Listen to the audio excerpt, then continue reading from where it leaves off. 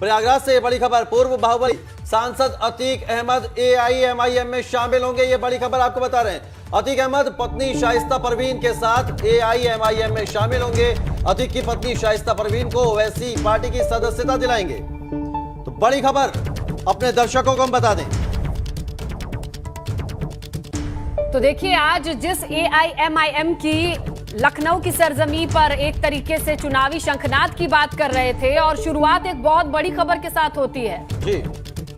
और मोहम्मद मोइन हमारे साथ, हमारे संवाददाता जुड़ गए हैं, सीधा उनका रुख कर लेते हैं। पूर्व बाहुबली सांसद हैं अतीक अहमद। मोहम्मद मोइन अपनी पत्नी के साथ वो एआईएमआईएम में शामिल हो रहे हैं, किस तरह की इसकी जानकारी है?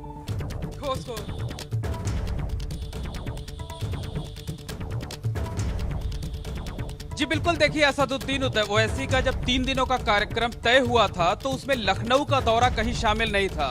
कल शाम को जब अचानक लखनऊ में ये जानकारी दी गई कि दोपहर 12 बजे प्रेस कॉन्फ्रेंस होनी है, तभी ये तय मान लिया गया था कि कोई बड़ी घोषणा हो सकती है, कोई बड़ा ऐलान हो सकता है। तो एबीपी गंगा के पास इस बात की पुख्ता जानकारी है कि पूर्व बाहुबली सांसद अतीक अहमद और उनकी पत्नी शाइस्ता परवीन आज असदुद्दीन ओवैसी की पार्टी एआईएमआईएम में शामिल होंगे। दोनों को प्रेस कॉन्फ्रेंस में सदस्यता दिलाई जाएगी। चूंकि अतीक अहमद इन दिनों गुजरात की अहमदाबाद जेल में बंद है, इसलिए उनकी तरफ से उनकी पत्नी सदस्यता लेंगी, जबकि पत्नी खुद जो है प्रेस कॉन्फ्रेंस में मौजूद रहेंगे। और बहुत कुछ मुमकिन यह है कि प्रयागराज पश्चिमी विधानसभा सीट से जब विधानसभा का चुनाव कुछ महीनों बाद होगा तो शाइस्ता परवीन एआईएमआईएम के टिकट पर विधानसभा का चुनाव लड़ सकती हैं।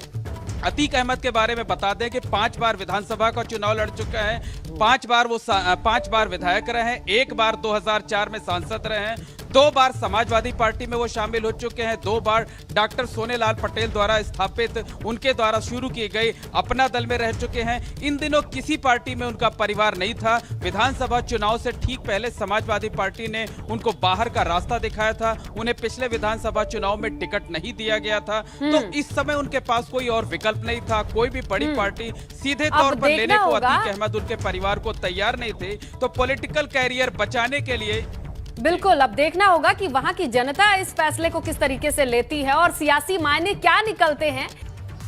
जी बिल्कुल, एआईएमआईएम चीफ असदुद्दीन ओवैसी की फैजाबाद से मोहब्बत कम नहीं हो रही है। पहले जो पोस्टर छपे थे उसमें अयोध्या की जगह फैजाबाद लिखा था, लेकिन अब जो पोस्टर छपे उसमें अयोध्या तो लिखा है लेकिन फैजाबाद भी दिख रहा है। 2 तस्वीरें आपको अलग अलग पोस्टरों की दिखा रहे हैं। दरअसल ओवैसी आज अयोध्या के रुदौली क्षेत्र में शोषित वंचित समाज सम्मेलन करने जा रहे हैं। पोस्टर में इस बार अयोध्या का नाम तो है लेकिन फैजाबाद भी लिखा है। इससे पहले ओवैसी के पोस्टर छपे थे, उसमें काफी उसको लेकर विवाद हुआ था। पोस्टर में अयोध्या की जगह फैजाबाद लिखा गया था। बिल्कुल, और रुदौली से ही हमारे जब सहयोगी शैलेश ने उत्तर प्रदेश के प्रभारी से जब बात की थी, तो जो इसको लेकर क्लैरिफिकेशन आ रही है कौशल, वो भी बहुत स्पष्ट नहीं हो रही है। इसीलिए चलिए हम रुक करते हैं हमारे सहयोगी शैलेश अरोड़ा, जो कि शायद लोकेशन पे ही मौजूद है। शैलेश, बिल्कुल, इस समय हम लोग रुदौली विधानसभा में मौजूद हैं और यहाँ पर जो कार्यक्रम है ये रसूलाबाद चौराहे पर है, इसी क्षेत्र में। बहरहाल आपको पहले तो यहाँ का एक नज़ारा हम ये दिखाते हैं किस तरह से जो जहाँ पर ये कार्यक्रम है उसके पास जगह जगह इस तरह के होल्डिंग जो लगे हैं। यहाँ पर बड़ा बड़ा हर होल्डिंग पे दिखेगा ग्रैंड वेलकम बॉस। अच्छा, बॉस के स्वागत के लिए पार्टी के जो कार्यकर्ता है वो पूरी तरह से तैयार हैं, आप देख सकते हैं। और यहीं पर दोपहर में कार्यक्रम की शुरुआत होगी। देखिए, पहले एक स्वागत किया जाएगा रास्ते में जब वो ओवैसी का यहाँ पर आना होगा, और उसके बाद रसूलाबाद चौराहे पर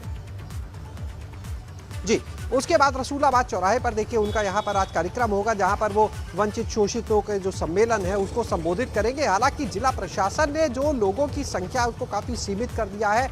50 लोगों के लिए कहा गया है कि कार्यक्रम में शामिल होंगे। तो इस तरह की कुछ सीमाएं लगा दी गई हैं, बंदिशें लगाई गई हैं कार्यक्रम में। बहरहाल पूरा समय कल रात में देर तक तैयारियाँ चलती रही हैं, और पार्टी के जो प्रदेश महासचिव हैं गुलाम साबिर साहब, उनसे भी हमने बात की। इस मुद्दे पर भी बात हुई कि जो फैजाबाद के बोर्ड लगे थे, उनका कहना था क्योंकि पुराना नाम फैजाबाद है, ऐसे में वो हो गया था क्योंकि डिस्ट्रिक्ट अब अयोध्या हो चुकी है, लेकिन क्षेत्र क्योंकि फैजाबाद का लगता है और अयोध्या एक अलग क्षेत्र है उनके हिसाब से। बंदिशें क्यों लगाई गई हैं 50 लोगों वाली, सिर्फ कोरोना के मद्देनजर?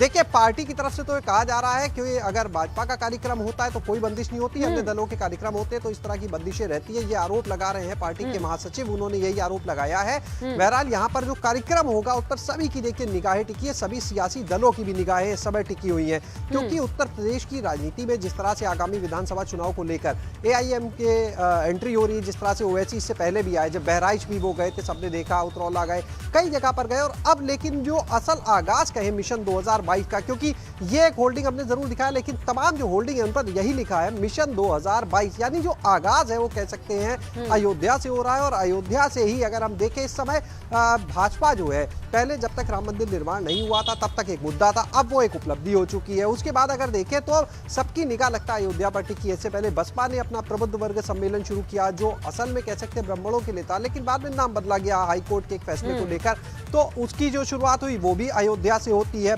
बसपा के जो राष्ट्रीय महासचिव हैं, राज्यसभा सांसद है सतीश मिश्र, वो यहाँ से शुरुआत करते हैं। अब जब ओवैसी आ रहे हैं तो जो असल आगाज कह सकते हैं मिशन 2022 का वो भी अयोध्या से करने जा रहे हैं, यहीं की रुदौली विधानसभा से अपना करने जा रहे हैं। और पार्टी के जो प्रदेश महासचिव से हमने बात की, उन्होंने कहा 100 सीटों पर फिलहाल जो पार्टी ने अपनी रणनीति बनाई है 100 सीटों पर अपने कैंडिडेट उतारे जाएंगे। इसके अलावा एक चीज और उन्होंने साफ की कि जो लोग इस पार्टी को सिर्फ मुस्लिम समुदाय से जोड़कर देख रहे हैं वो अपनी सोच बदले, क्योंकि पार्टी में चाहे ब्राह्मण हो, चाहे ठाकुर हो, चाहे यादव हो, चाहे दलित हो, सभी को मौका दिया जाएगा, टिकट दिए जाएंगे, और ये सबके लिए पार्टी काम करेगी। जो उद्देश्य होगा, जो मुद्दा होगा वो विकास का मुद्दा होगा। ये ओवैसी का एक चुनावी दौरा है और इसकी वो शुरुआत उत्तर प्रदेश में चुनावी शुरुआत वो अपनी करने जा रहे हैं और तमाम सियासी दलों की इस पर नजरें रहेंगी। आपकी शैलेश, आपका बहुत शुक्रिया हमारे साथ जुड़ने के लिए।